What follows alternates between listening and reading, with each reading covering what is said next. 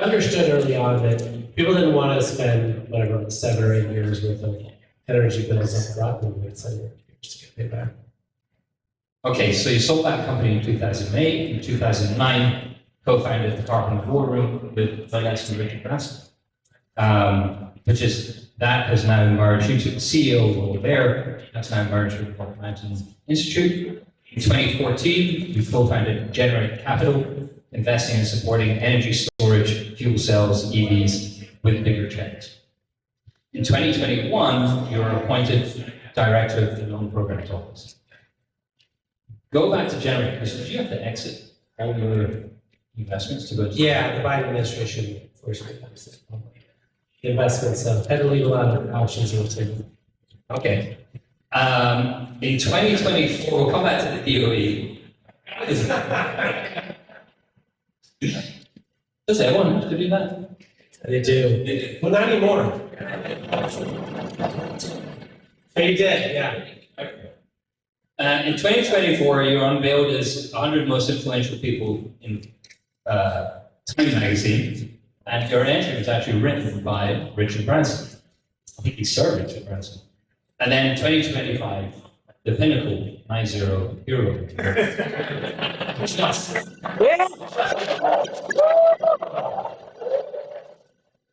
You're currently a member of the Energy Gang. Sounds like some bad hombres right there. And co-founder of Open Circuit Podcast. So let's get into it. First time I heard of the LPO was actually regarding Solyndra.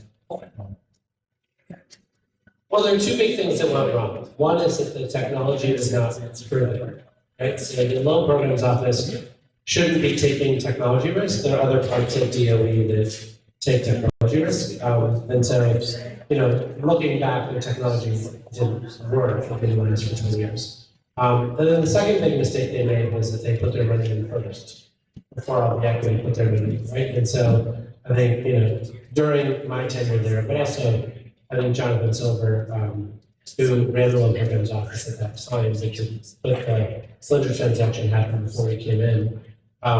We now tend to go first and make sure. And we don't take technology risks. We take perceived risk, right? So there's some people who are worried about it, but we don't take will it work or not. Before joining the LPO, you asked for 10 points of change. You actually wrote a white paper on, the LPO screwed up, but these are the 10 things they should change. And I heard that before you actually joined, you said, I'll join, but I'm going to change these 10 things. Can you give us an insight to what a couple of those things were? Well, it's mainly a way for me to get them to say no to forcing me to join the administration.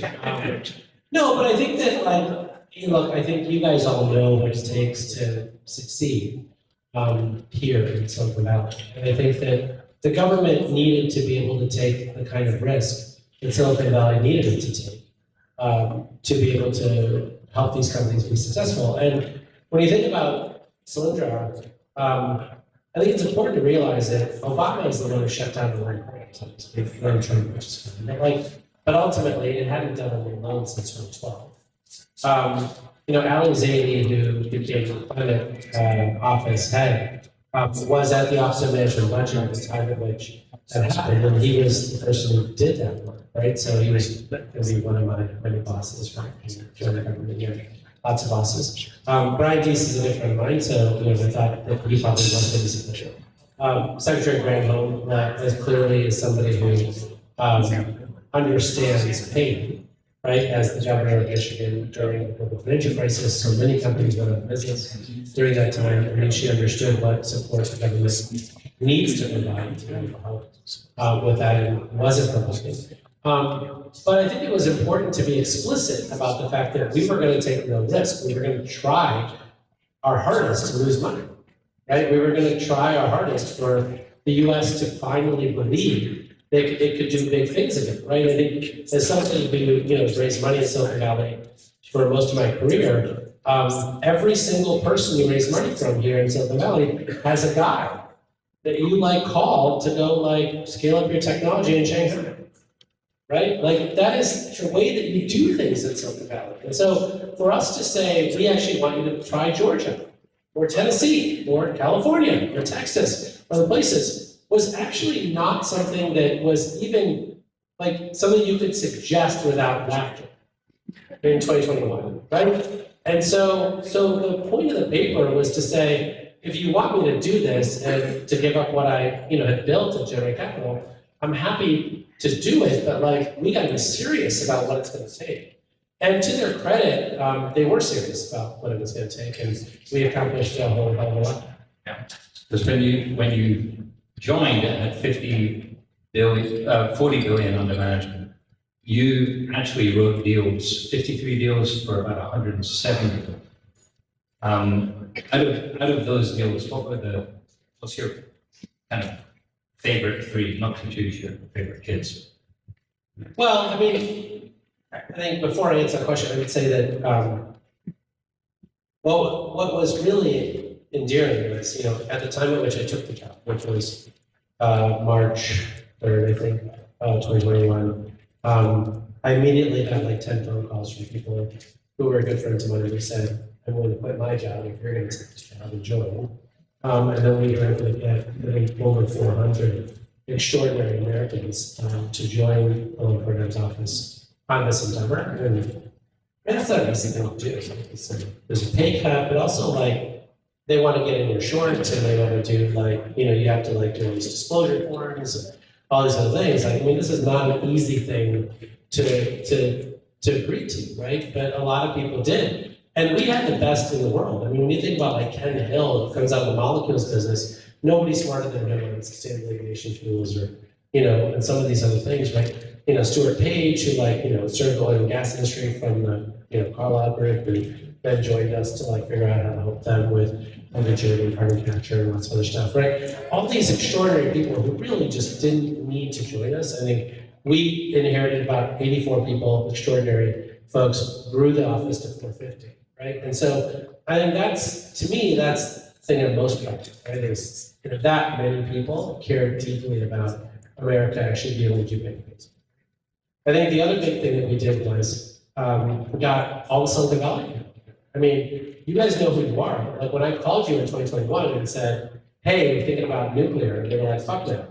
I don't have any of that stuff, right? I would say today, every single major venture capital firm in Silicon Valley is now got one investment in nuclear, right? That was not a foregone conclusion, and that is what real leadership, I think, looks like from federal government. So I think that's great. I think when you think about virtual power plants and you think about geothermal technology, when you look at like battery storage, we now have about 250 to 300 gigawatt hours worth of manufacturing capacity here in this country, and I think that number is going to go to 400 gigawatt hours before this administration, right? These are things that I'm very proud of, right? To answer your question, some of the loans, right? And so, but I think the other thing that I'm very proud of is that when you think about the restart of Palisades nuclear plant, right? We had to build a new playbook at the Nuclear Regulatory Commission, and we did it in 4 months. Right? They had never restarted a nuclear power plant. They didn't have rules on how to do that. We couldn't underwrite a loan unless we knew, under what conditions we could be allowed to restart the nuclear power plant, right? And so they wrote it in 4 months. And so I just think when you think about all the things we did, from grid enhancing technologies to the, big loan we did to PG&E, which we're very proud of, because that was a huge risk that Patty Poppy took to trust us at all, right? I mean, it's highly political, you can imagine, hugely consequential. But also, I think when you think about, folks like Long Path Technologies, where, they're doing methane detection, they saved 4.7 billion cubic feet of gas, right, since we closed the loan, right? That's nuts, right? That's like a year and a half, right? And so when you think about, climate change, we all focus on CO2 emissions. But methane has such a much bigger impact on climate, and so I think when you think about all of those things, the last thing I'd say though is that having left the DOE and gone to the UK and the EU and Australia, they still are jealous of what we accomplished. Even now, even with the Trump administration in place, et cetera, when you think about just how much like spirit there is right now in this region, they still are trying to match that in those countries, right? It's a damn inspiring. I was going to ask, is there any other country that has a program like that you think does it better than America? No, but America wasn't doing it well either. To be clear, right? Like I think that, I think the Loan Programs Office during, our time, I think inspired a lot of people from, folks who were doing aggregation of small projects to folks who were doing first of a kind, methane pyrolysis in Galen, Nebraska, where they're trying to split, methane into carbon black, which goes into Tesla Model 3 tires and hydrogen, right? And so when you think about just the diversity of deals, we got applications from 47 states. And really like across 20 different sectors. I think when you think about who could copy us, I mean, certainly the Australians have, 30 or 40 billion dollars worth of loan programs, which they're not doing well, and it needs to be better. I think you've got the National Health Fund in the UK, which could do better. You've got, the EU doesn't have anything at the EU level, but they've got stuff at the France level, Germany, some of those places. And I think when you ask them, have you actually cold called companies? When we entered the DOE, they thought that it was like an ethical, disaster to call companies to get them to apply. I told them to fuck off, and we called people anyway. And they were like, well, I think it might be an ethical disaster. And I was like, great, show it to me in the regs. And they're like, well, it's not in the regs. I'm like, well, then what is it that you're talking about? We're like, well, we think it's got Washington Post rates. There's like, I don't know about that means, like, it's like Jeff Bezos, right? But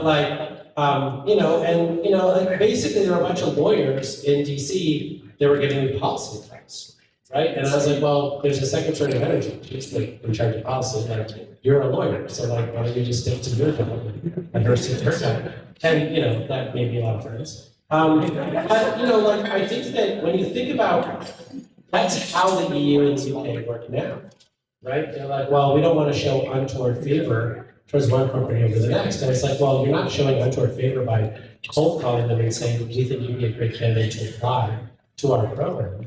And I think it's important to recognize, and you guys know this better than anyone in Silicon Valley, but is that there's only 50 companies that matter, right? They're the ones who change the world, right? I get the fact that we have 5,000 companies that got funded from 2017 through today, reporting the sidelines of TBC, and there's 600 of them that are still around, right? But in terms of changing the world, there are 50 that matter. I don't know which 50 there are, but you want those companies to come to your country, right? You want those companies to be there, and if you don't invite them, they're kind of libertarian. They don't want to use government resources to begin with, right? And so I think that this entire approach matters, and the reason it matters is because China has an approach, right? China's approach is we're going to fund 100 companies, 94 of them will go bankrupt, the 6 solar companies that are left, we're going to make sure loses money for the rest of their lives, and never, look at that, if you look at delivered costs of solar panels from China into Pakistan for December delivery this year, it's 7 cents a watt, right? You can't make money at 7 cents a watt, but they've got some thirsty competition thing going on. And and I think when India's at 11 cents a watt, or Turkey or Jordan or whatever, right? And so we need a response to what China's doing, not because I'm anti-Chinese, I think they should do what they do, but just because we have these extraordinary companies and I want them to build stuff here, right? And so we need to figure out how to have this conversation in a way that's real, that's grounded in the geopolitics of this moment, right? You can't have 85% of everything that's built here reliant on one country for the supply chain, right? There has to be a diversified supply chain. And so the reason I care about this is not because, I want to show how smart I am to the UK or the EU or Australia or whatever. It's because we all need to work together to figure out what it looks like to have an alternative pathway for a lot of these companies. The purpose of the LPO, or one of the purposes, was to stop stuff being invented here then be developed. I don't need this now. I needed this because Dave Roberts was a buzzkill.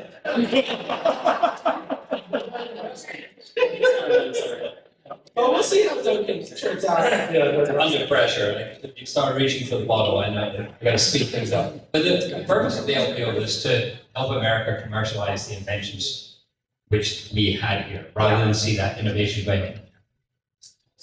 Under the current administration, do you think there's a risk that we start seeing entrepreneurs will head for the easiest path? If it's easier to commercialize innovation abroad, they will. Is that a risk? Yeah, of course it's a risk. I mean, look, we're in a situation right now where people are coming to me saying, I've got a company, it's extraordinary, I'm doing all these things, but the IRS regulations for this particular tax credit didn't include me.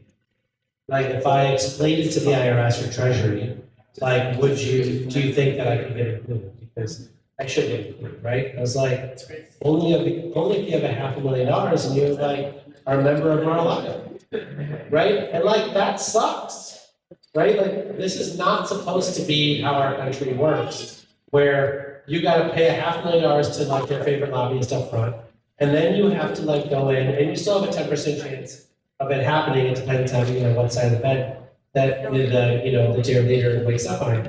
And that, I mean, that's just terrible, right? Like, and so I can imagine a lot of folks feeling dispirited right now.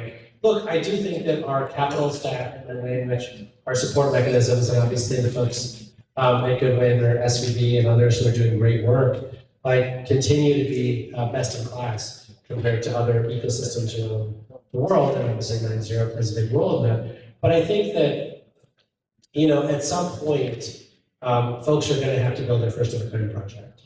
At some point, they have to like build these scale up efforts, and if our country is not willing to support it, they are forced to go other places. Is there no way for private capital to place that bet? I don't think it's market rate, right? I think that like the reason why LPO works is because we're not in the business of making money, right? We're in the business of like actually making sure America does big things, right? And like I think it's hard to go to some of the largest banks in the country or some of the largest institutions in the country and say, you have this like, patriotic duty to like do this stuff, and we've got all these other regulations. And so I think our numbers speak for themselves, LPL makes money, like our loss rates were very low, all this other stuff. But I still think it's very difficult to see private sector folks kind of roll that. Because the returns just too. It's not the returns. Yes, the returns, but it's also just regulation. When you think about the loans that we did, they certainly don't like harmonize with Basel III or some of these other things, right? And so then you're using tier one capital. All this stuff is like crazy esoteric. So I apologize for this. But I don't think that like their CFO of those institutions would say, "This is my enthusiastic patriotic duty." So let's talk about the current administration a bit more. Let's start with Chris Wright. You're trying to get me canceled. No, I'm not. I actually think Chris is actually a really smart guy. Other than, so Chris Wright, head of the Department of Energy, came from the energy industry, more, I think, fracking and things. What's the current administration's fascination? Is that just lobbying, pure lobbying, or is there any like? I think it's something that we all have lost touch with, but for people who go to college, right, or are forced to read Socrates or Plato, like the Roman emperors or whatever it is that you read, you realize that like the human condition and the way in which things work hasn't changed at all since like that time, right? It's not like we've learned anything. And so we're in the same place, right? And so like people still like to go to watch gladiators, right? Like people still like to see all of this stuff. Like that's why we have like a WWE event, I guess, on like the White House lawn, right? And so I think like we have this thing where like we all in this room laugh at it because we don't actually understand the rest of the electorate. Like, but as somebody who grew up in Sterling, Illinois, that lost the seventh largest steel mill in the country while I was there, right? I mean, this is what you have left, right? And so for those people, like pining for days of the past where, you know, in some of these towns of like 6,000 people, right, the best paying jobs were the coal plant jobs, right? Those were union jobs where you made, you know, a lot of money and you like were able to like pay the bill for everybody else at the bar, right? And like when the football team needed new uniforms, you were able to pony up $500 to help out, right? And I think people don't understand how important that is to these communities, right? And so what happens with our industry is we go into these communities and say, I'm so sorry your coal plant shut down. We want to reuse that interconnection point to build a big solar farm. And we are working so hard to make sure that like we impress you enough to go get permits to build this thing. And we get approved and then we never talk to them again. Right? There's no like union jobs that we're creating in those towns. We're not even like, you know, like committing to pay for the 4-H, you know, club every single year for 20 years. Like when they have a Memorial Day parade, we don't like fund a float in that parade. And so we're in this weird spot where we need a community trust, right? We need to like actually put aside $1 billion a year, right, from a $550 billion CapEx budget to like actually fund these communities and actually help them. Like, and it's not even money, right? For a lot of these communities, you can imagine they have wastewater treatment plant issues. They have all sorts of issues for the community of 6,000, and they don't have the capacity to fix those things. They don't have the smartest engineers in the world. They don't have all those things. And so we do. And so they would just want us to donate 4 of our engineers for like, you know, 150 hours to help them through these things, but we don't do them, right? And so if you give them the choice of a solar project that like had some like limited amounts of economic development where people like ate at the restaurant there while they were like actually like building the system.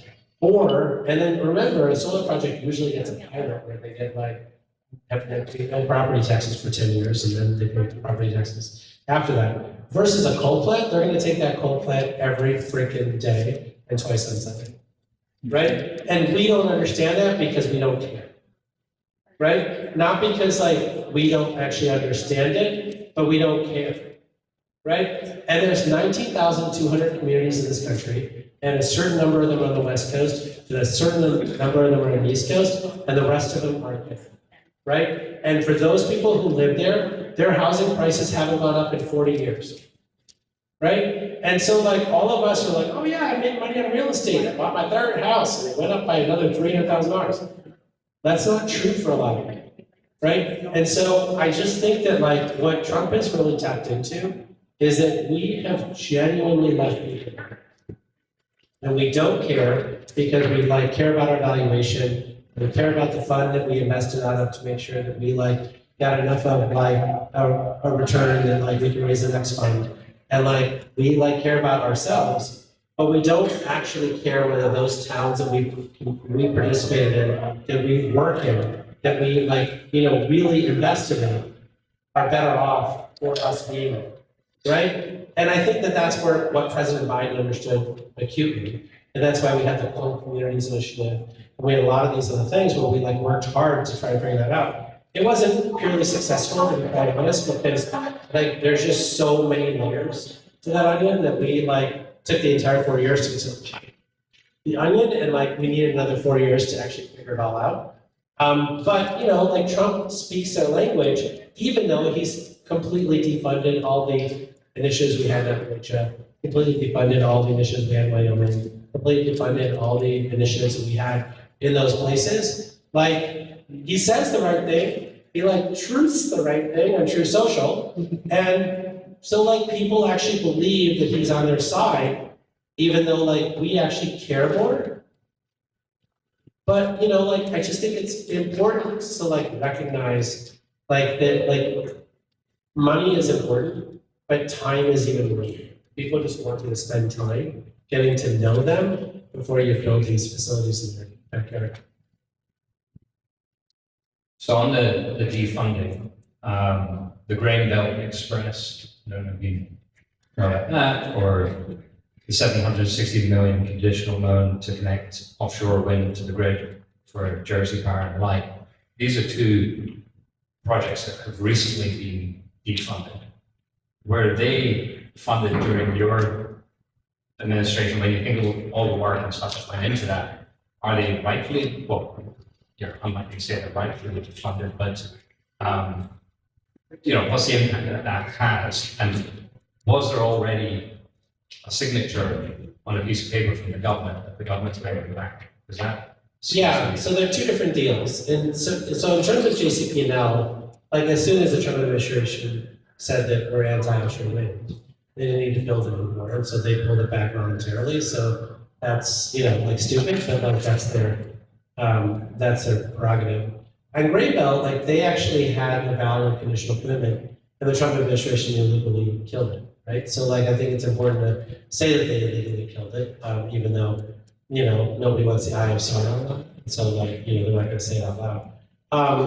I think that but my last comment that applies here too, Michael Polsky is a close friend of mine, and just think the world of what he's accomplished and what he invests into the city of Chicago. But I think that when you think about how the people of Missouri feel, we are a very large industry, right? And the way this works is if you want to succeed in getting that transmission line done, it started with, was it CleanPath? Who was the group that started that thing? Mike Skelly started it. Anyway, then Invenergy took it over and tried to finish it. The way this works is if you want to win this thing, you put $1 million into the campaigns of the folks and the politicians in Missouri, right? And they never did it because they're too cheap to do it, right? And if you're talking about a multi-billion-dollar transmission line that's going to finally connect MISO and SPP, just fucking spend the $2 million. God damn it, right? I don't understand what it is that people are thinking is happening, but the reason that deal died is the AG of Missouri and Josh Hawley decided they were going to make it their bride, right? Had he put hundreds of thousands of dollars in their campaign, they probably would have been right. And I just think we're in this weird spot where everyone's oh, that's corruption. Really? Have you looked at the state of California recently and how this stuff works? People pay money for lots of things all the time, right? If you're building a multi-billion-dollar project, you got to figure out who the politicians are that matter, and you got to put $2 million into figuring that out, right? Whether it's Republican or Democrat. When I say that we don't have political power in our industry, I don't mean Republican and Democrat, right? I just mean actual political power. You can't invest $550 billion a year into our country and not actually understand how to be smart about this. The crypto bros clearly are smart about this stuff, right? But Lord Almighty, we're I don't know if we can spend the $10,000 to figure this out, right? And so I think it's important for us to recognize that we get blamed because we have some sort of Sisyphean desire to get there, right?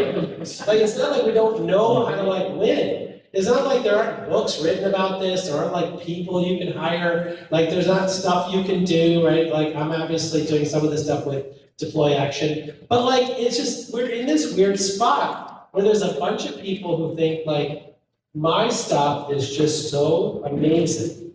And the children's book I wrote about it is so great, and all this other stuff, that it should just sell itself. And I was no, that's not how any of this works. I feel like that grandma who just posted pictures of her kids and off Facebook on the thing, and you're that's not how any of this works. But it's just I just maybe it's just me, but I just love to win. I like winning a lot, right? And so look, I like to stay on the right side of the law too, so I'm not telling you to do anything illegal. But what I'm suggesting is not illegal. It's just a cost of doing business. And I think that if we don't remember how to do that, solving climate change is going to be tough. Because we're at 550 billion now, we gotta be at $1 trillion soon, we gotta be at 2 trillion after that, like every year. That's what we need. And like spending a couple $1 million here and a couple $1 million there is how you actually get permission to do these big projects. And like, it just pains me to see how we like, don't learn these lessons. It's funny, because I think if you look at the tech industry, I think it's only in the last 4 or 5 years that they've really, you see Andreessen Horowitz and now have a Washington office, and they're spending a lot of time in Washington, and all the tech billionaires were there at the inauguration and funding all of it. It suddenly seems like tech has given up and said, well, we're not going to compete with them unless we go and give money. Well, what is the point of having fuck you money if you're gonna like power the president? Like, I don't understand it, honestly. Like, it's one thing to like pay the lobbyists, but like, if you have fuck you money, you shouldn't be in the goddamn like rotunda of the Capitol. Like, you should just be telling him to fuck off. Like, I don't get it, but anyway.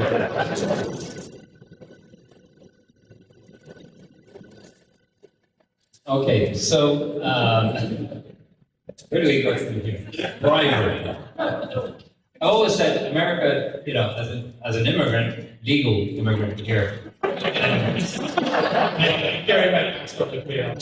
what America calls lobbying, everyone else just calls it bribery. It's just kind of straight up in any other country. So what do you think so is it Alex Shore who's now in your old role, and he was in the role before you, so he handed the reins to you, and then John Sneed. Oh, John Sneed. Yeah, sorry, John Sneed. So what do you think is going to come out of the loans program over the next 4 or 5 years? I mean, I think one of the big problems that we have right now is that our country requires competent leadership, right? And while I love the cities and states in our country, they don't have all the expertise required to be able to make us move, right? Why you have 10,000 engineers, scientists, and experts on your team, platform and laboratories and all that stuff, right? And so I think that like if those resources are no longer available, right, whether it's the LPO or some of the other places, well, then we're poor for it, right? And so I think there are a lot of utility companies, for instance, where they need to be pushed, right? And if the government is not going to push them, they need to get pushed by the Department of Energy. And if the Department of Energy is not going to push them, then they're unlikely to meet the moment.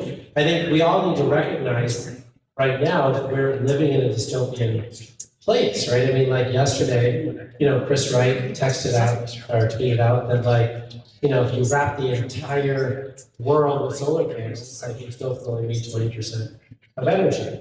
I think what he meant by that, as somebody who is like trying to give the benefit of the doubt, is that only 20% of all of our energy that we use in the world is electricity. The rest of it is something else, right? It certainly didn't come across that way, and it's intelligently communicated. But in general, I think one of the things that we have now is that we are in this moment where the United States is in an extraordinary period of weakness, right?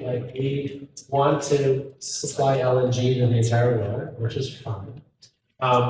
But it's kind of expensive to import LNG at 16,000 BTU into Germany and actually run all of your factories and do all these things, right? So the Germans are working as hard as they can with all the thermal battery startups. Silicon Valley, people actually think that they can take negatively priced power and turn it into, thermal, right? And all these other things. And so, look, I get the fact that we are blessed with a lot of fossil fuels, and so, we're doing that stuff. But we're also blessed with all of you, right? And so we have the best technologies in the world. When you think about our battery storage technologies, all of which were invented here, right? John Goodenough invented LFP batteries and some of the stuff at UT Austin, right? We gave it to C.H. Tuttle because he worked in it anyway. And so they scaled it up, right? Now we're building stuff here, but we have the next generation of companies, right? Like Sila Nano and Split 14 and other companies are extraordinary companies, and I think that they will actually dramatically improve like the density of our lithium-ion batteries here in this country versus what China is doing. But one of the big challenges that we have is that we are in this moment where this administration does not want to be helpful. And in fact, is going out of their way to like figure out how to get as many likes as possible. It's like, remember when Ellen DeGeneres like actually like hosted the Oscars and she was like, I really want this picture to break the internet. Like, that's fucking Trump all day, right? He just wants to get the most likes and like retweets on this thing. And like, and in the meantime, like there's these extraordinary companies in, in this room, but like also in this region who like want to be like helpful to our country, right? And they're not Republicans or Democrats or just entrepreneurs or proud Americans that just want to get shit done. And like, they don't have a partner right there, right? And so, do I think that that's going to change? God, I hope so. Like, even in nuclear or geothermal, where they say that they're pro this stuff, like, there's a level of competency that is required to get this done. If you're somebody who's trying to build a $5 billion nuclear facility, right, new scale, just announced that deal with the Tennessee Valley Authority, do you believe that if you went to the program's office, you were going to get your loan? I don't know, right? And that sucks, right? As an entrepreneur, it sucks to think that like you're like in the chosen technology that like this administration is talking about, but you're still not sure whether they're competent enough to like get you forward, right? And that I don't know how to solve that. Do you think that damage was deeper than one term? I mean, certainly some of the damage that we're doing here will go deeper, right? I mean, like clearly, what we've accomplished in this country on solar and battery storage has been nothing but miraculous, right? We're at a point where Pakistan has rebuilt half of their entire grid in the last 2 years using solar and battery storage in WhatsApp groups and YouTube videos. I mean, it's just mind-blowing, right? When you think about 6 decades of failure in the fossil fuel industry to bring electricity to 700 million people in the world who don't have it, which is part of the SDG goals, and then 11 million people who are in energy poverty, we're going to solve that problem in the next 6 or 7 years, right? That's how extraordinary our technology is, right? We're going to get it to all these people, and the fact that USAID is playing no productive role right now, like breaks my heart. Right? And I don't know whether after this, 4 years, because I have so many friends at USAID who like no one have a job, and I have no idea like which private sector company is going to hire them, because you spend your life with development. I'm not sure which private sector company your skills translate to. Like just breaks my heart. Like I think at the Department of Energy, my sense is the lift is going to be a lot easier. Like after one term to like actually like build it back up. But so many parts of our government are going to be just completely like eviscerated, right? And I don't know how long it will take to build this, right? But it's something that like I think we all need to think about, because the state of California charging you more taxes every single year to compensate for a federal government that isn't providing basic services, whether it's FEMA or other stuff right now, like is not a sustainable solution, right? So like I just think that all of us need to be a lot more engaged around what it's going to take, and once this term is over, God, I hope that like even more people than I experienced in 2021 like decide to like lend their considerable expertise to rebuilding the economy.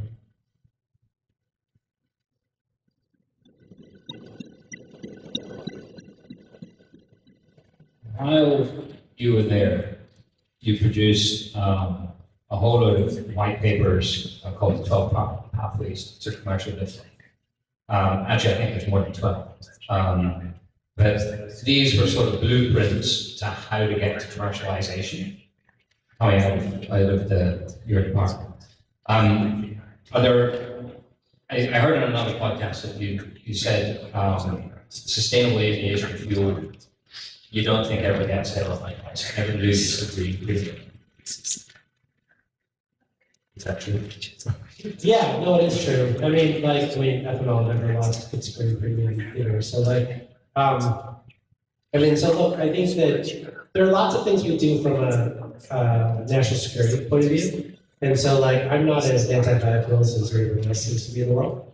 Like, I think that these are complicated conversations and we should have complicated, discussions about these things. But it is true that from like just a first and second and third month thermodynamics, like you can never get sustainable aviation fuel to match the prices at least.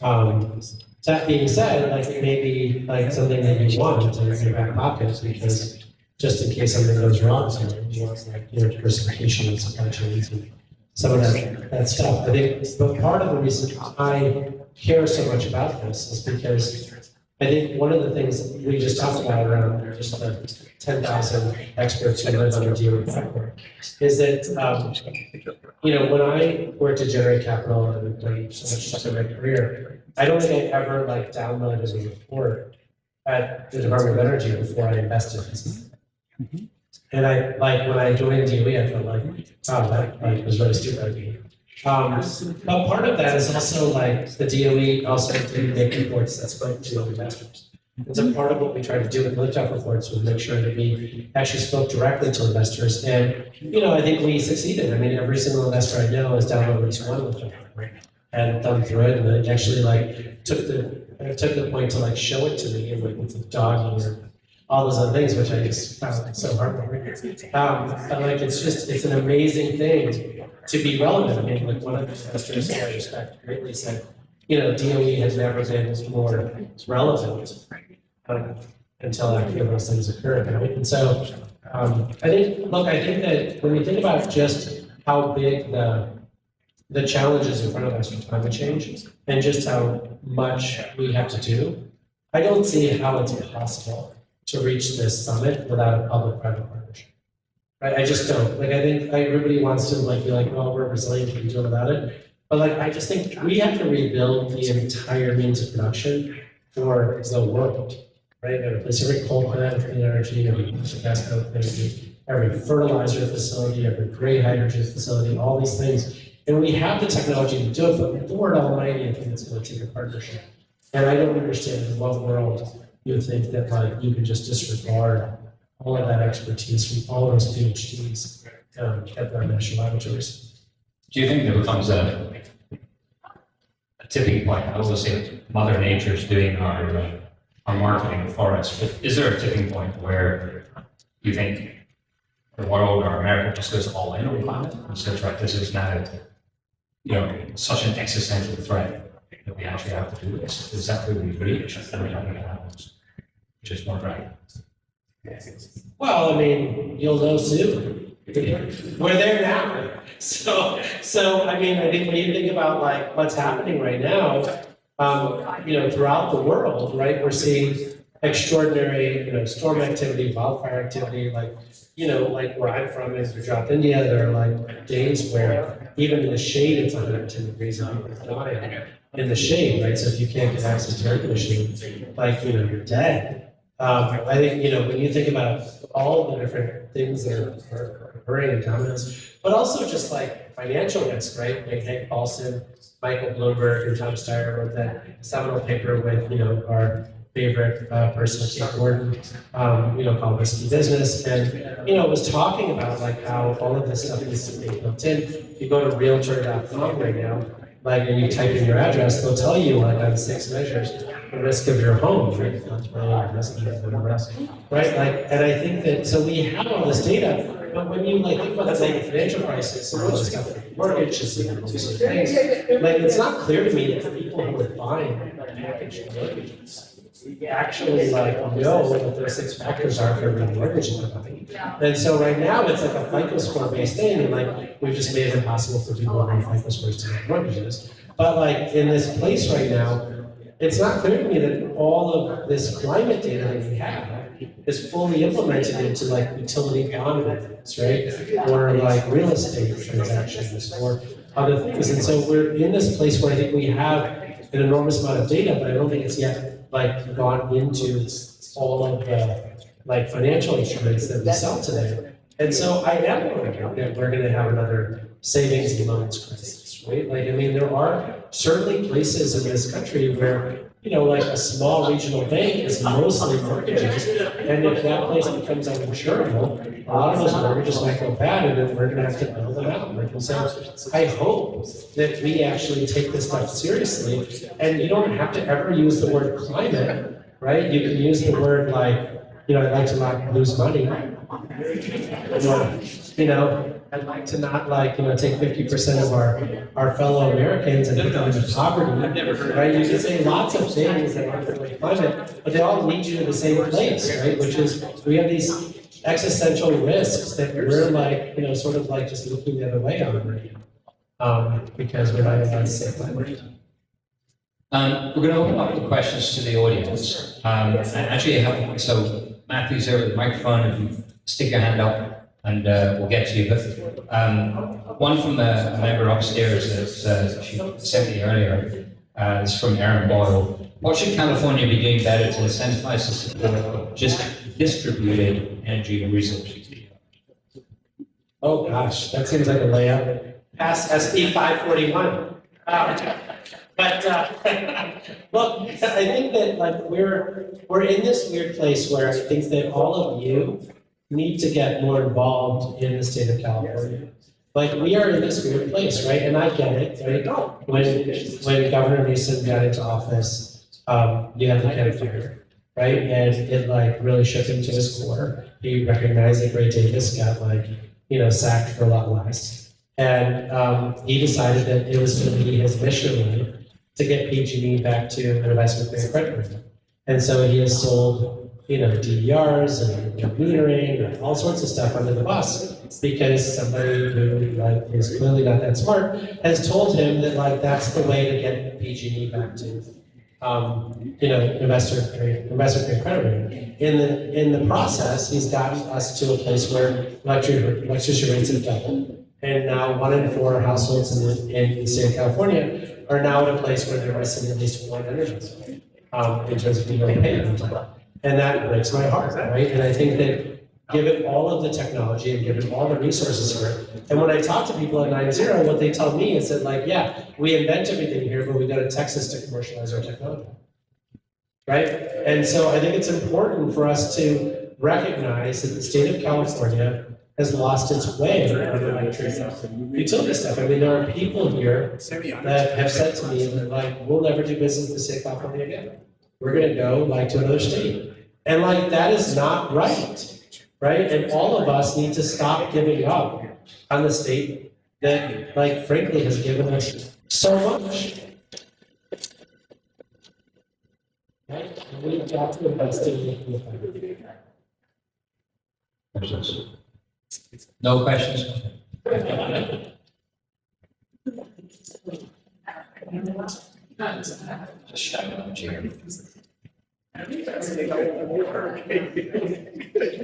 so my question is, talk to us about fossil fuel on the website, because just structurally, there's a problem. Everything everybody's doing on renewable energy, et cetera, is going forward. But the problem with fossil fuel companies is a huge structural issue, and they're moving from their conventional products to plastic. Yeah. So what do we do about Well, first of all, thank you, Holly, for your extraordinary leadership on all these issues. Look, I think that the fossil fuel companies are going to be who they are, right? In the same way the buggy whip companies were who they were, right? Way back in the day. We can do lots of things. I don't know that we're going to be able to change it. They're going to spend $4 billion a year in influence.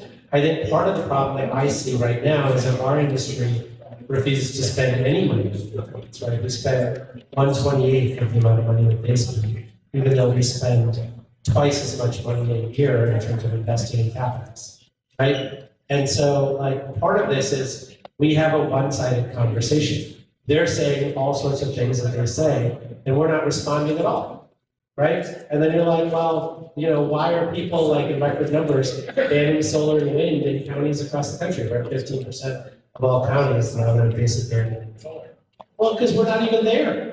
We're not even counter programming any of this stuff. And so, like, look, I think that I get it, right? For like many years, our industry has sort of said, we're just gonna rely on philanthropy and the environmental groups to like carry our water for us. Like, that's not something we can do anymore, right? And so we're big enough, like we need to like graduate from underneath the wings of the environmental groups and actually like, do the work ourselves. On plastics, look, I think you know and I know that like the way, like I think, actually maybe most people in this room don't know. Let me just say this out loud because I feel like people don't know.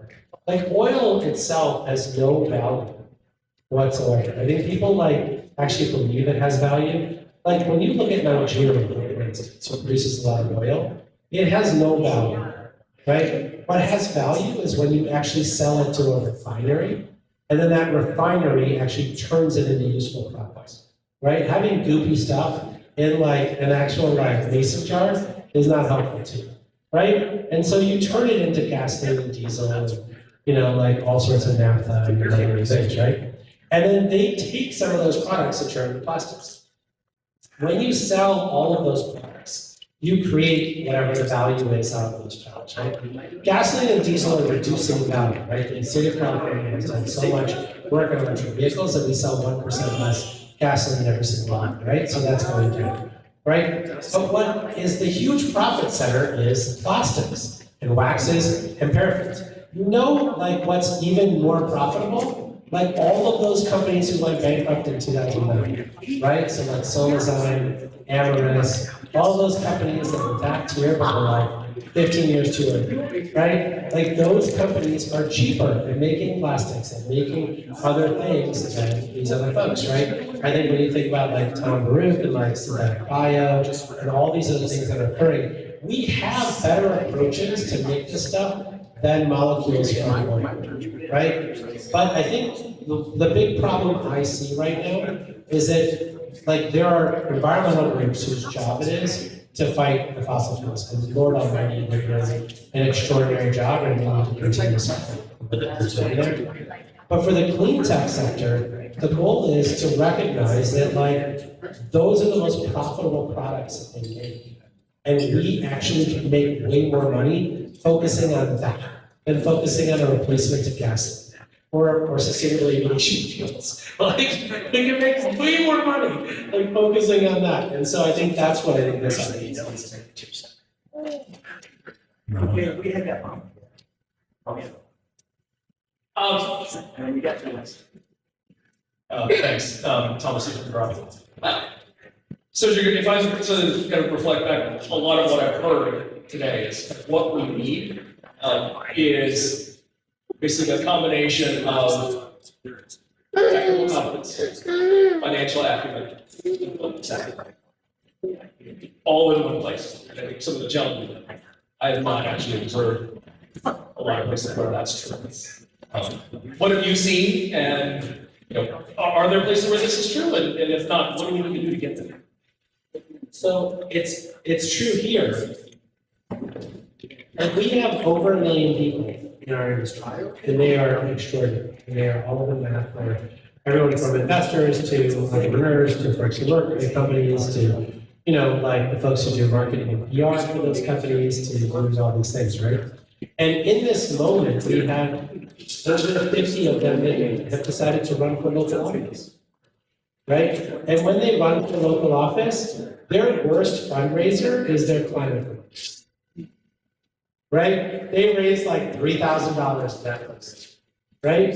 That sucks, right? Like if people are like coming out of our industry and deciding to run for office so that they can make their lives better when they get elected, like the least you could do is throw a check. Like goddamn, right? Like I think our industry is amazing, right? Like we have like the most diversity that I've seen in the energy sector, right? Like more different people from different backgrounds, maybe even a couple of people who are immigrants. And like it's an extraordinary thing, right? But I think that one of the challenges that we have in this moment is that like we don't respect the fact that like all of this stuff is an ecosystem, right? And that ecosystem requires feeding, right? And we don't feed, right? Like we just don't, right? Like what other people do, right? Just like the dumbest thing I'd say is that, when I was like in my 20s, there was a show on TV called King of the Hill, Darren Fox, and that guy sold propane. And no matter where he went, and propane accessories. And no matter where he went, like propane was like the best thing ever. Like when I talk to my colleagues and my friends, like they go to their child's birthday party and they say that they work in the energy industry. Because they don't want to have an argument around clean energy or solar energy or battery storage or whatever it is. Like, what the fuck? Like, just tell people you work in clean energy. Like, I just don't understand it. Like, it's not like they want their kids to work in coal, right? They probably want to hit you up to make sure their kid gets an internship in high school. And so, like, I just think that, like, the level of pride that we need in what we do needs to be, like, 10 notches higher.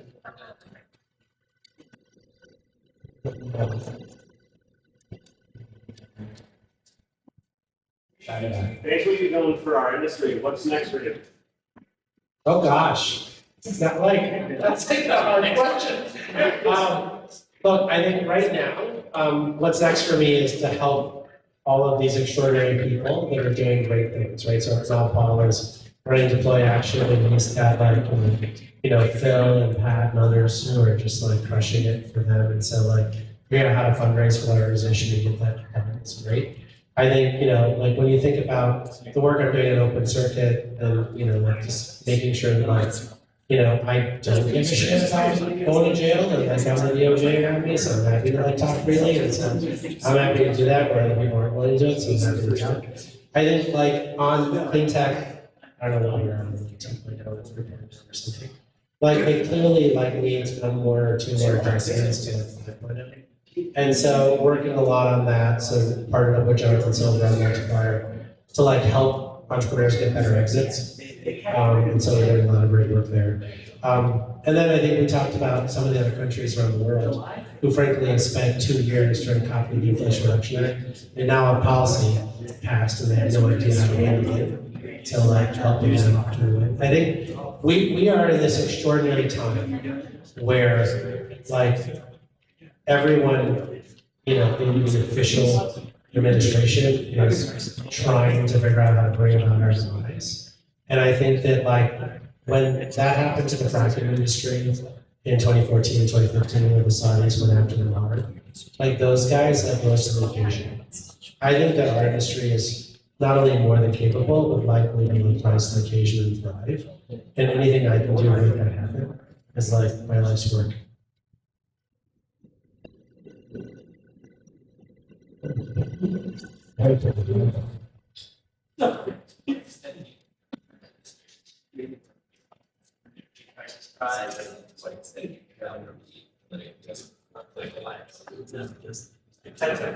Yeah, I mean, do you know how to make like memes on Twitter? Well, then we might win. Like, I think that like our problem is that in general, like they clearly are stepping in all day, every day, right? But you have to like make sure they pay for it, right? So like all these people are like, oh, like I'm sure that people will recognize that their higher bills are from this administration. No, like Donald Trump is telling me it's because of solar and wind, right? And so unless you're like active on True Social, by the way, like it's shocking to me. I set up an account on True Social, which is like crazy. And like I don't participate in it, but like it's only one-sided on that like platform. So like I'm sure that Donald Trump believes all the stuff that he's saying, right? Like, but like it's important for folks to push back and to blame this administration for what's happening. If you don't actively blame them for what's happening, then they get away with it. That's how this works. And I feel like all of the folks on our side of the ledger, whether it's Democrats or whether it's just people who are not crazy, we just sort of think that better angels will come out and it'll be fine and it'll be good. No, it never works. It never ever works. I mean, Stephanie's from Texas, she knows. And so it never works. Like people have to fight to like educate folks and to like make sure that people understand why this is happening. And so like, just please do not like give up, like keep fighting.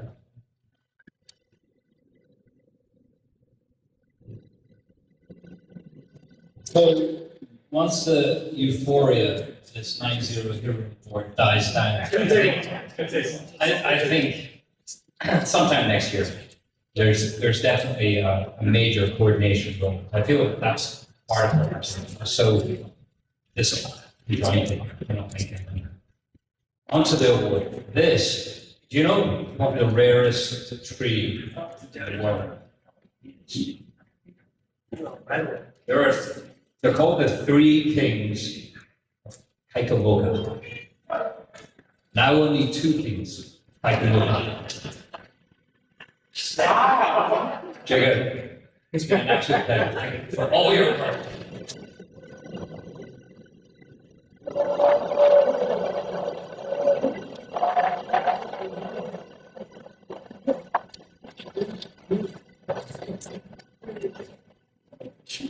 Yeah, take it, I mean, word it.